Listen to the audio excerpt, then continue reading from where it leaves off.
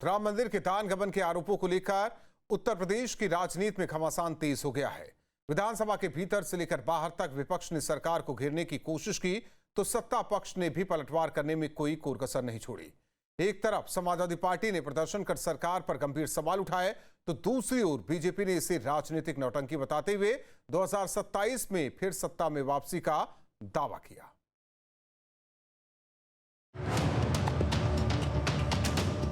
हाथों में poster, banner, नारे और विधानसभा परिसर में सियासी संग्राम। राम मंदिर के दान गबन के मुद्दे पर मानसून सत्र का दूसरा दिन भी हंगामेदार रहा। समाजवादी पार्टी के विधायक हाथों में तख्तियां लेकर विधानसभा पहुंचे। राम मंदिर चढ़ावे से लेकर बेरोजगारी और दूसरे मुद्दों पर सरकार के खिलाफ जमकर नारेबाजी की। नेता प्रतिपक्ष माता प्रसाद पांडे और शिवपाल यादव भी प्रदर्शन में शामिल हुए। विधानसभा के बाहर विरोध और सदन के भीतर हंगामे के बीच सत्ता और विपक्ष आमने सामने नजर आए। चंदा चोरी, चढ़ावा चोरी, बजट चोरी और ये बजट का 30% से ज़्यादा खर्च नहीं कर पाए अपनी नाकामी छिपाने के लिए। जो रामचंद्र जी के चरणों में आस्था पूर्वक चढ़ावा चढ़ा, उस पर ये केवल चोरी नहीं हुई है, ये लूट हुई है, ये संगठित अपराध था। और ये अपराध उस दिन शुरू हुआ था जिस दिन से मंदिर की ज़मीन का अधिग्रहण शुरू हुआ था। 2 करोड़ की ज़मीन 15 मिनट में 18 करोड़ की खरीदी गई। ये ज़मीन, ये उस दिन से अपराध शुरू हुआ।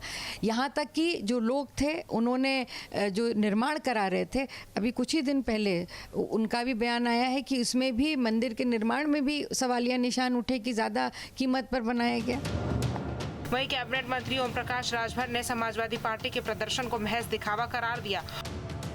सपा की सरकार में पेपर बेचे जाते थे, नकल पैसे पर कराई जाती थी, नौकरी पैसे पर खरीदी जाती थी। वही शिवपाल जी हैं जो सूची बनाते थे, वहीं बैठे हैं ना। पूछो उनसे ये सवाल कि आपकी सरकार में पेपर बिकते थे, रहरी के खेते में, सरसों के खेते में लोग बैठ के लिखते थे बच्चे, और देश से बच्चे आते थे यूपी नकल करने के लिए सपा की सरकार में।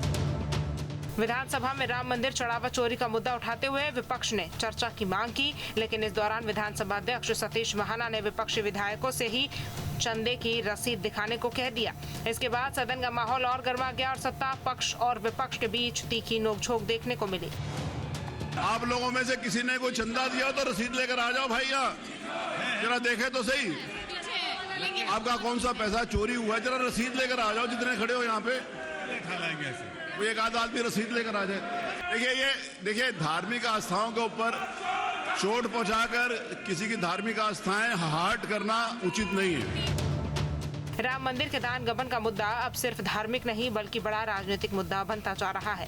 विपक्ष इसे सरकार की जवाबदेही से जोड़ रहा है, जबकि बीजेपी इसे विपक्ष की सियासी रणनीति बताकर पलटवार कर रही है। साफ है कि विधानसभा के इस मानसून सत्र में आरोप प्रत्यारोप का ये दौर आने वाले दिनों में और तेज हो सकता है।